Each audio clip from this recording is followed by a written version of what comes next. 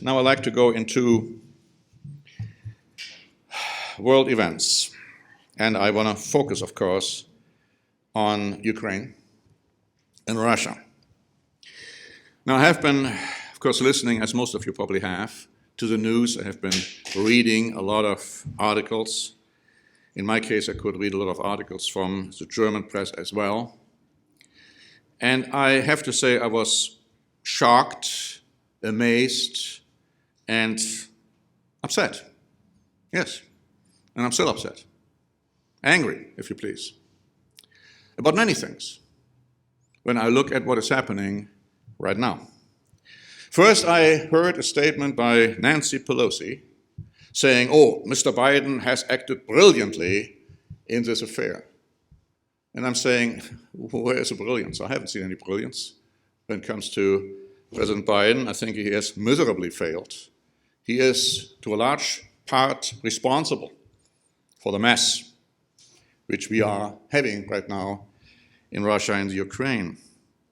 But then comes Mr. Trump, and he made some stupid, absolutely stupid comments when Putin invaded Ukraine, saying, oh, he's a genius. And I'm saying, where is he a genius? He is a madman. He is a complete, total, utter blockhead. And even though I understand that, the left liberal media is using that comment and probably taking it out of proportion and out of context, he should have never made a stupid comment like that. He has been making stupid comments before when it came to vaccinations. He hasn't learned, apparently, from the past. What also makes me quite upset is the fact that even conservative groups and outlets, like Fox News in part by one of their commentators, and Breitbart and the Ron Paul Institute, have been completely, totally made statements and reports which are absolutely wrong. Trying to say before Putin intervened, or invaded, it's just all fake news and he is not going to invade. And it's not our business anyhow. And what do we Americans have to do with that? What short-sightedness, what ridiculous nonsense coming out from these kind of angles. Germany, same thing. You have Russian-friendly groups, the high political opposition party, AfD, making absolutely stupid comments. And the same is true for the FPÖ in Austria. So that made me quite upset, because anybody with a sound mind should have seen what is happening. So now we're talking about sanctions. Nobody did anything when it came to Ukraine, apart from sanctions. The sanctions are absolutely useless. President Biden made the pronounced statement in his brilliance that the sanctions don't even come into play, actually, for 30 days, if then they have any effect whatsoever. 30 days. By that time, Ukraine, as we know it, may not even exist anymore. And then, of course, you had Kamala Harris, with her infinite wisdom, when she was over there in Germany, in Munich. She said, the sanctions are there for the purpose of deter Putin to invade. And now Biden says, they were never meant to deter Putin. So this is the kind of leadership we got in the United States. Now they're talking about sanctions. They're even talking about SWIFT, this banking system. Well, so far Germany is blocking it still. The rest apparently are on board. They're also talking about finally, personally targeting Putin and Foreign Minister Lavrov by freezing their bank accounts and perhaps by issuing a travel ban. Now that's not clear yet, because Europe says no, it's not a travel ban. America seems to be saying it is a travel ban, but their statements were kind of ambiguous. And after Germany and Europe, actually the EU, did this financial sanction business when it came to Putin and to Lavrov, only then Biden and Trudeau were stumbling along.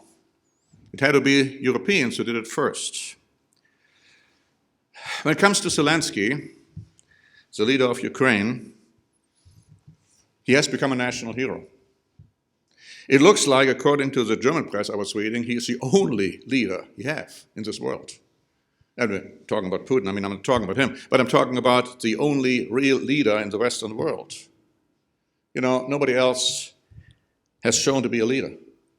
A tremendously outspoken editorial was written by Piers Morgan this morning, which we most certainly are going to publish in the next update. I mean, he hit the nail on the head. He said to our new leaders, forget Biden, forget Scholz, the new German chancellor, forget Macron, forget Boris Johnson. They all have miserably failed. And he makes a good point. You know, even when it comes to Johnson, who had a lot of statements, I mean, all talk, no action.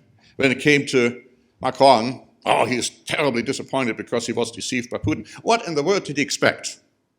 You know, it's all the incredible lack of soundness. It's just beyond, absolutely beyond imagination. Zelensky just issued a statement saying we are fighting all alone. He said, where's the world? Nobody is helping us. Now, there are some coming in now, sending some weapons. Even Germany finally came around, and they are going to send some weapons now, even though for all this time they refused to do so. Now they are allowing some other nations, you know, which have German weapons. They bought these weapons from Germany, and until now, Germany blocked even those weapons being sent to the Ukrainians. Now they finally gave the green light. But, you know, it's just embarrassing when you see the weakness of Mr. Scholz. I mean, he was a weak leader from the outset. The reason why Putin intervened from a human standpoint is two. He's looked at Biden and he's looked at Scholz. And he said, they are so weak, they are no challenge for me. And that's why he intervened. You know, there are other reasons I'm going to talk about in a moment, but that is from a human standpoint why he did it. Now, why he didn't do it 8 years ago, because for 8 years he has been talking about invading Ukraine because he wants Ukraine to be part of the old Soviet Empire, and that brings me to the next point. Is he going to stop? Let's assume he wins. Now, they were trying to take over Kyiv. Now, I used to say Kiev, and in Germany we say Kiev, the capital of Ukraine. Now I prefer to say Kyiv. Why? Because I was just taught that Kiev is the Russian pronunciation, Kyiv the Ukrainian pronunciation. I'd rather say Kyiv, because Kyiv is the capital of Ukraine, not Russia, at least not yet. So anyhow, they were trying to occupy Kyiv yesterday, and of course it didn't work. There was grave concern that the Russians might take it over, and I was just reading this morning, a few minutes ago before I came up here, that the mayor of Kyiv said we are completely, totally surrounded now by the Russians. So we don't know how long Kyiv can withstand the Russian onslaught. The Russians have lost about more than 3,000 people by now. Soldiers who died, and the Ukrainians have lost a few, but by no means as many. So the Russians were probably surprised about the strong resistance the Ukrainians were showing. Now, if NATO would have done something ahead of Putin's invasion, if they would have put all the soldiers and all the armies there at the border, like they're trying to do now, maybe things would have been different. But they were all weak. They were all unable, unwilling to do something about it. And so we are hearing more and more the comparison between Hitler and Putin. And that is a very appropriate comparison. When you read the history, and I have been going through this now, and I have also put some articles together, which we are going to have in the next update. When you look at what Hitler did, you see it's exactly, I mean exactly, what Putin is doing now. He started with the Saarland, the Sudetenland, Austria, and then Czechoslovakia. And he assured then the people, Czechoslovakia, that's the last country I'm going to invade. And of course, they all appeased Hitler. And then the next thing you know, he invaded Poland. And then, of course, finally, the world reacted. Now, Putin is trying to overtake Ukraine. We don't know yet for sure whether it's going to be successful. It looks like that Ukraine is, as I said, giving a stronger resistance. And of course, even though they're all alone, they're getting now some weapons, at least defensive weapons, from some of the countries. But, you know, Biden said from the outset, we are not going to have any boots on the grounds, a total, complete invitation to Putin to march in.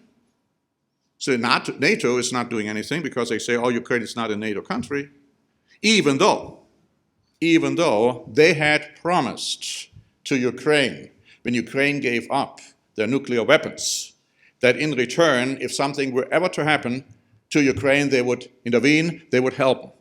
Another broken promise, as especially America has been famous of breaking promise after promise after promise. Go through the history, how they dealt with the American Indians, and you know what I'm talking about.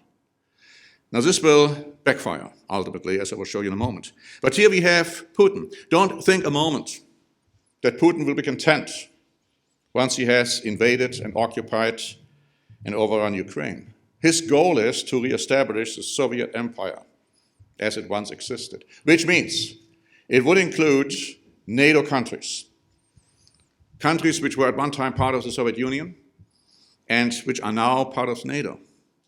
But before he might do that, he has already threatened other no-NATO members, like Sweden and Finland.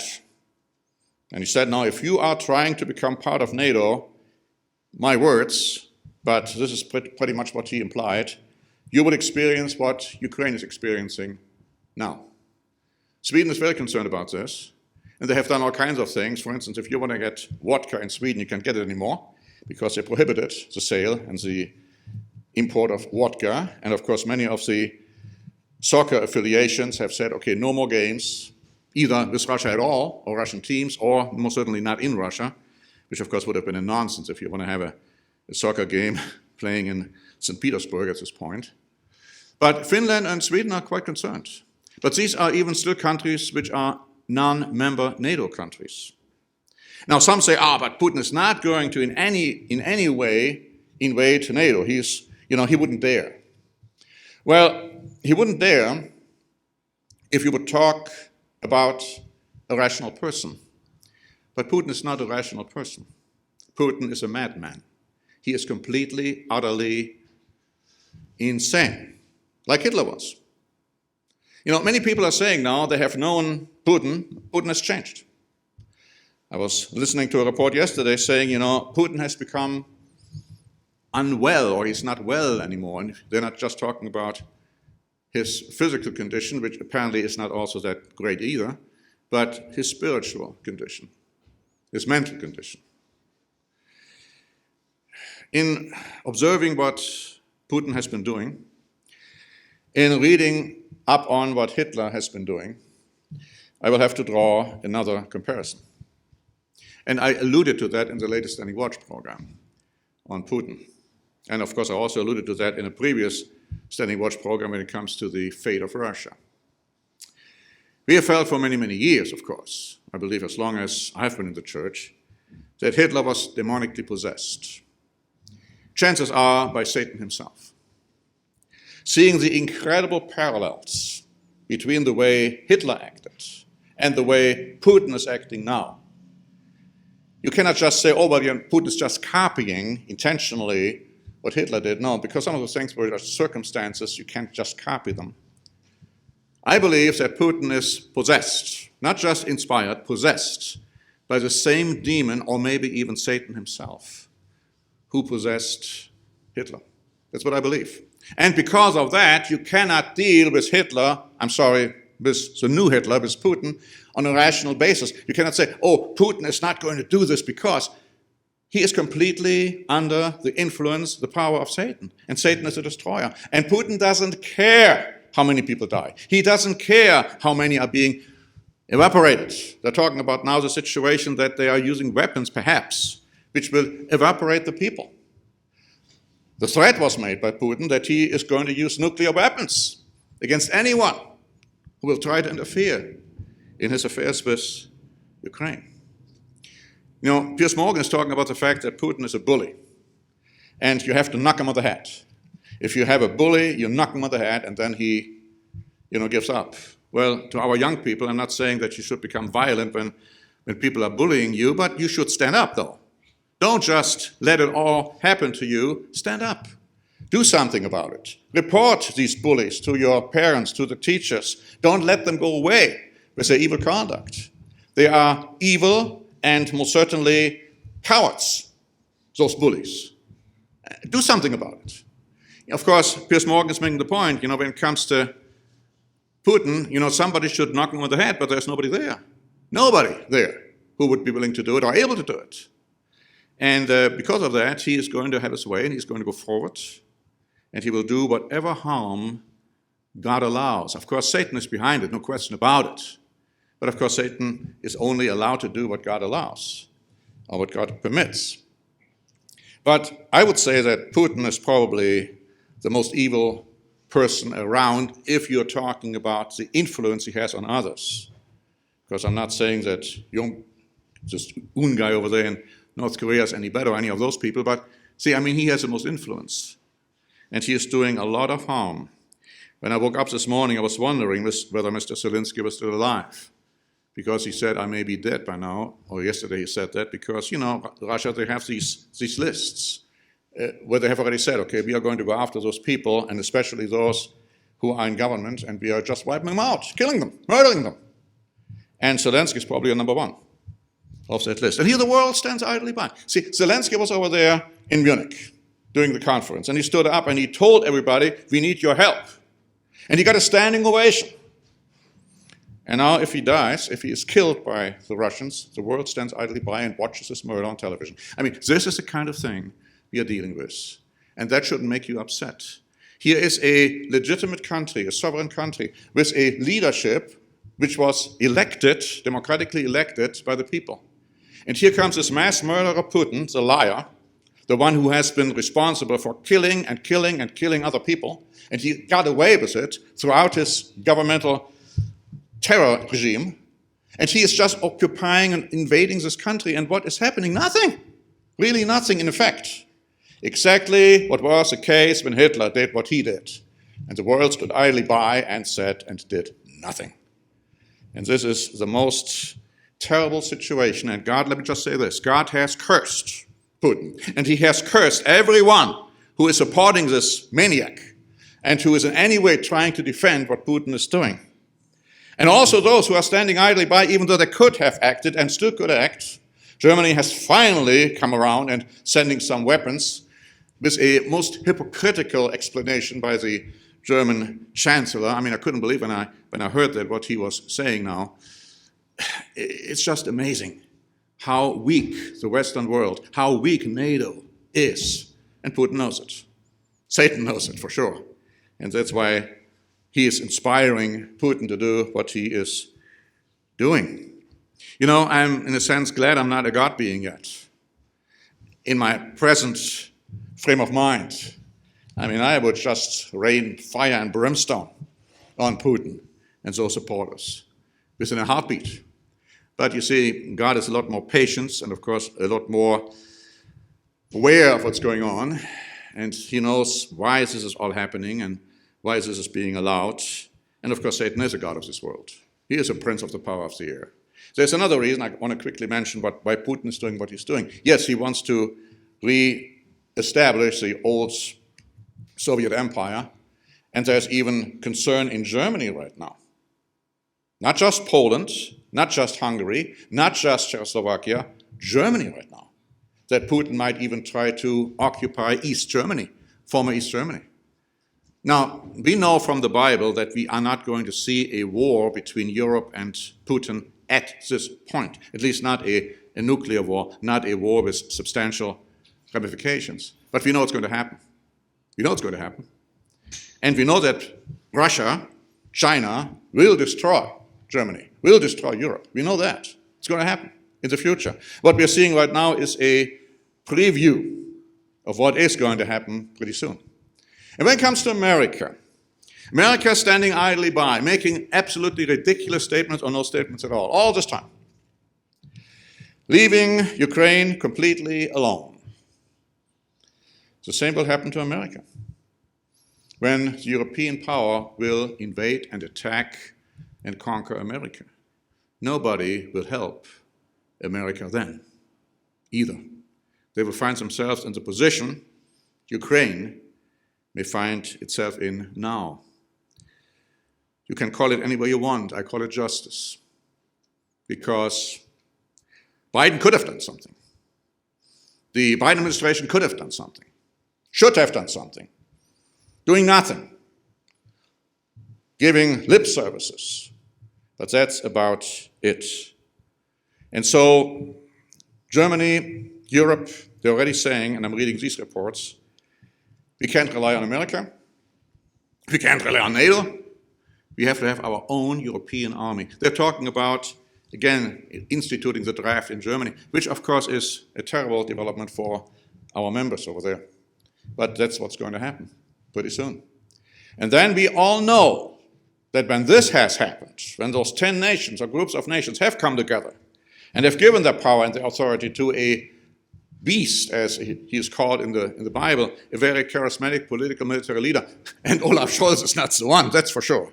But somebody is alive, and somebody is going to stand up, and he's going to be given this power. And then we can talk about another modern Hitler, apart from Putin. And the demon who is possessing Putin will by then, I believe, possess the beast individual.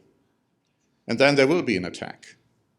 And then he will attack Russia and China and other nations in the Far Eastern world. And we don't know exactly what is going to happen, but it says he will hear rumors, very, very dangerous, difficult rumors, and they will attack in great fury. Maybe it's like the gas, if there's still gas being imported from Russia, maybe they say, okay, we're not going to import it anymore, whatever it may be.